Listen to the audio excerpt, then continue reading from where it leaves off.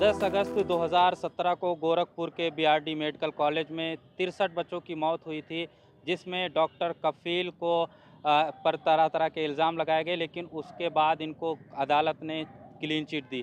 हमारे साथ डॉक्टर कफ़ील साहब ख़ास बातचीत करने के लिए मौजूद हैं। सर, आज ही का दिन था और 10 अगस्त आज है, 2017 का 10 अगस्त था, जो सियाह एक समझ लीजिए तारीख़ के बाब का एक सियाह दिन था। 63 बच्चों की मौत हुई थी। आपको भी उन तमाम मामलों में कहीं न कहीं मुलज़िम बनाया गया, अदालत की कार्रवाई हुई, तमाम तरह की क्या चीज़ें थीं और आज हमारे साथ वो तमाम चीज़ें शेयर किए। सबसे पहले तो मैं बस यही कहूँगा कि ये जो सारी स्ट्रगल है, सारी जद्दोजहद है, सारी लड़ाई है, सिर्फ़ मेरे लिए नहीं है, उन 63 बच्चों के लिए भी है, जो उन 54 घंटों में ऑक्सीजन के बिना तड़प-तड़प के मर गए थे। मैंने जो कुछ बीआरडी मेडिकल कॉलेज में देखा, ये कहिएगा इत्तेफ़ाक था कि पूरे भारत ने और बड़े-बड़े शहरों ने, दिल्ली, मुंबई, अहमदाबाद, लखनऊ, कानपुर ने अप्रैल महीने में और मई महीने में देखा। ना बेड मिला, ना ऑक्सीजन मिला, ना दवाइयाँ मिलीं।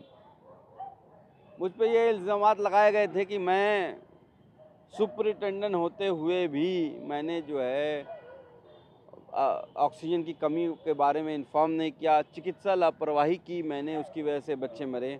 और ये भी इल्ज़ामात लगाए थे कि मैंने पैसे के लिए करप्शन का भी ये लगाया था, पैसे के लेन-देन करके मैंने जो है उसमें शामिल था। बहरहाल हाई कोर्ट ने जब मुझे बेल दी थी तो क्लियरली कहा था कि Uttar Pradesh government has not given a single evidence that against doctor Kafeel, एक भी सबूत नहीं दे पाए। फिर भी मेरी बहाली नहीं हुई और उसके लिए हम लोग जो है कोर्ट के दरवाजे खटखटाते रहे।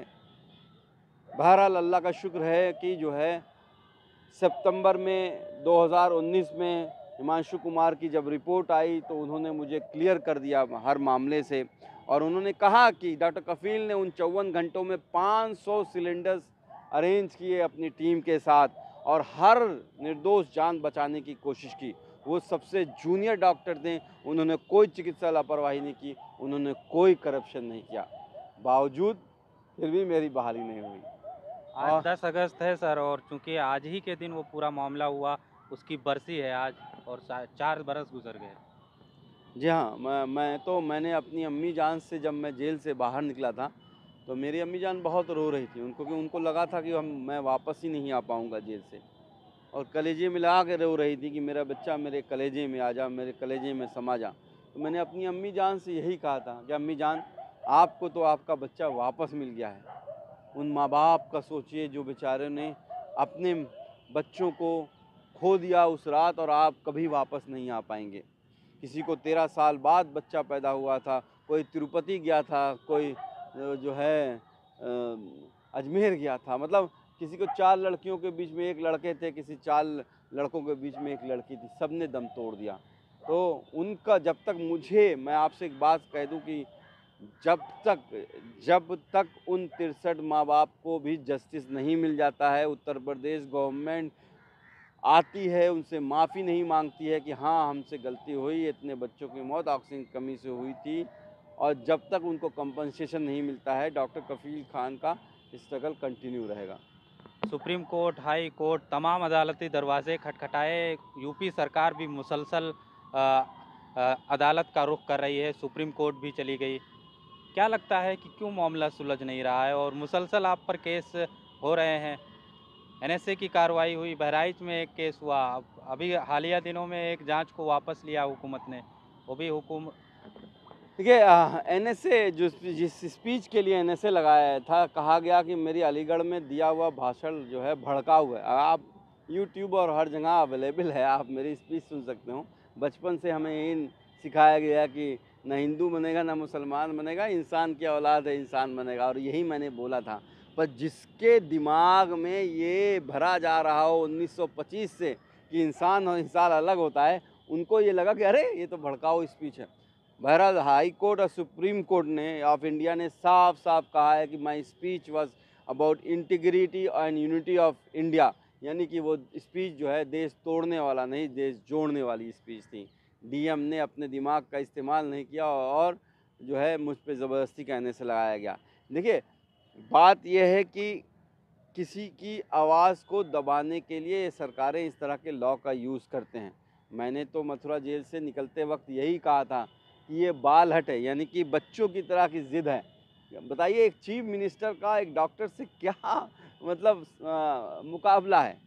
पर कहते हैं ना कि बच्चों की तरह ज़िद्दी है कि उसको दबाते रहो, मोड़ते रहो, करते रहो। लेकिन मेरा अपना ये सोचना है, मेरी अम्मी जान ने मुझे ये परवरिश दी है, उनका ये कहना था कि ज़ुल्म करने वाले से ज़्यादा ज़ुल्म सहने वाला गुनहगार होता है।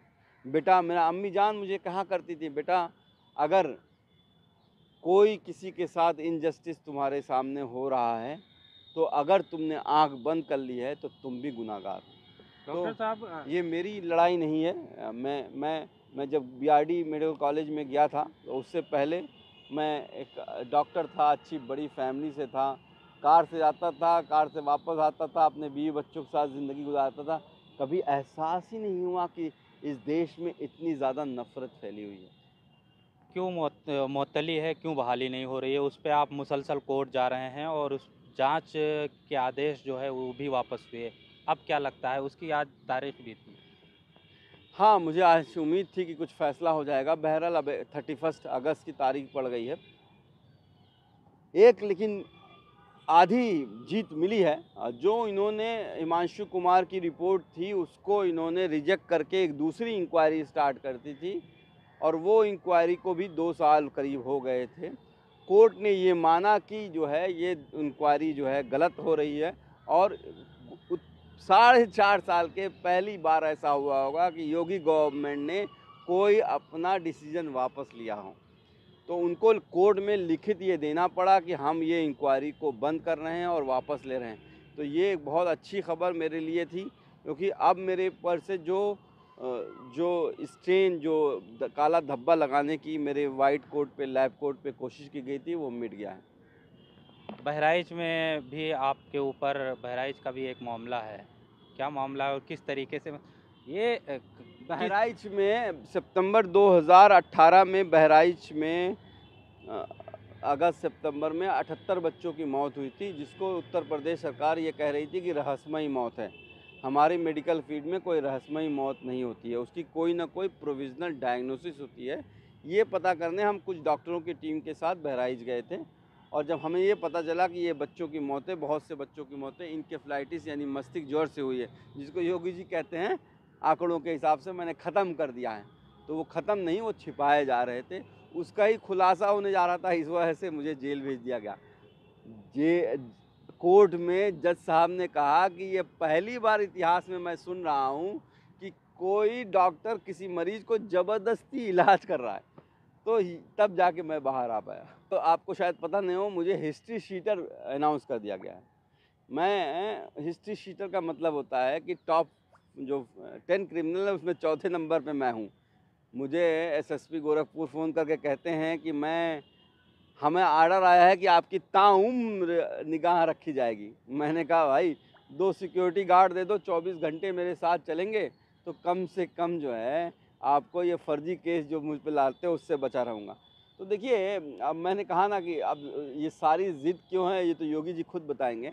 मुझे अपना पता है कि मैं, आपको ये पता होगा शायद कि मैं इन कोरोना काल में भी हम लोगों ने doctors on road initiative start किया। हम 10 राज्यों में, दिल्ली, पंजाब, हरियाणा, राजस्थान, उत्तर प्रदेश, बिहार, पश्चिम बंगाल, आसाम, झारखंड होते हुए फिर से उत्तर प्रदेश में ही हम लोगों ने 100 दिन कंप्लीट किए। तो मेरा काम बच्चों को इलाज करना है और मैं करता रहूँगा। डॉक्टर साहब, आपका मसला ज़ाहिर है कि ये बहुत ही गंभीर था और उसको लेकर के तमाम तरह के सियासी समाजी पार्टियों ने भी आवाज़ बुलंद किया। हालिया दिनों में प्रियंका गांधी ने भी आपसे मुलाकात की। 2022 का इंतखाब बिल्कुल करीब है।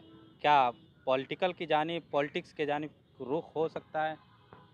देखिए, एक तो बात प्रियंका गांधी जी की आपने बात निकाली है तो बता दूं, उनकी मदद उस वक्त आई जब हमें ज़रूरत थी। आपको याद होगा कि मथुरा जेल का में जो मेरी रिहाई का ऑर्डर सुबह 10:30 बजे पहुंच गया था।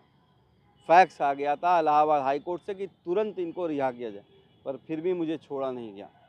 और 11:55 पे रात में जब 5 मिनट की डेडलाइन थी, 12 बजे के बाद दूसरी तारीख स्टार्ट हुई तब छोड़ा गया। मथुरा से गोरखपुर का 700-800 किलोमीटर का रास्ता है। उस वक्त यूपी में जो है सबकी कार रास्ते में पलट जाया कर रही थी और लोग मेरे घर वाले भी जानते थे कि कानून का कोई राज नहीं है यूपी में और तो ठोक दो की नीति चलती है।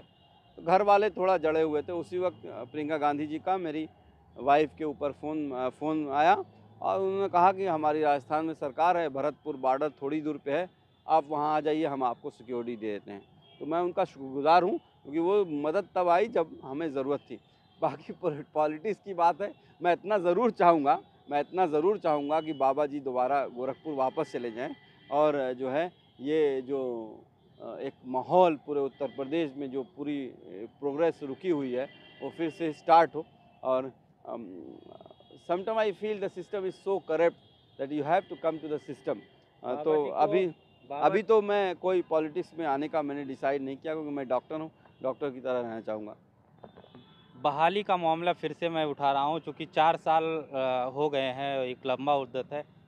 क्या इसकी प्रक्रिया है? क्या एक डॉक्टर या सरकारी मुलाजिम कितने दिनों तक बहाली सस्पेंड रह सकता है अपनी नौकरी से, उसको बर्खास्त किया जा सकता है? बहाली का क्या सिस्टम है? लॉ ये कहता है, सुप्रीम कोर्ट ये कहता है कि कोई भी सस्पेंशन 90 दिनों से ज़्यादा नहीं हो सकता है। 90 दिनों से ज़्यादा आप किसी को सस्पेंड नहीं रख सकते हैं। अगर आप कोई इंक्वायरी लंबी होती है तो उसकी आपको वजह बतानी पड़ेगी। आपको ये बता दूं कि बीआरडी ऑक्सीजन ट्रेजेडी के बाद 9 लोग जेल गए थे, 8 लोगों को सस्पेंड किया गया था, 7 लोगों की बहाली हो चुकी है। यानी कि डॉक्टर राजीव मिश्रा जो प्रिंसिपल थे उनकी भी बहाली हो चुकी है। वो क्या कहते हैं, डॉक्टर सतीश कुमार जो ऑक्सीजन इंचार्ज थे उनकी भी बहाली हो चुकी है। मैं जब से जूनियर डॉक्टर था मुझे क्लीन चिट मिल चुकी है, फिर भी मेरी बहाली नहीं हो रही है। तो क्यों नहीं हो रही है ये योगी जी आपको खुद बताएंगे। तो बहुत शुक्रिया डॉक्टर कफ़ील साहब। ज़ाहिर है कि आज 10 अगस्त है और आज ही के दिन 2017 में गोरखपुर के बीआरडी मेडिकल कॉलेज में एक बड़ा सानिया हुआ था जिसमें 63 बच्चों की मौत हुई थी, जिसमें डॉक्टर कफ़ील भी मुलजिम बनाए गए थे, लेकिन अदालत ने उनको क्लीन चिट दिया है। फ़िलहाल देखने वाली बात ये होगी कि 4 साल से इनकी मुअत्तली का मामला चल रहा है, अभी तक बहाली नहीं हुई है। अदालत में मुसलसल अदालत का रुख कर रहे हैं, लेकिन अदालत क्या फ़ैसला देगी और अदालत का क्या रुख होगा, ये अभी देखना बाकी है। ईटीवी भारत के लिए लखनऊ से खुर्शीद अहमद।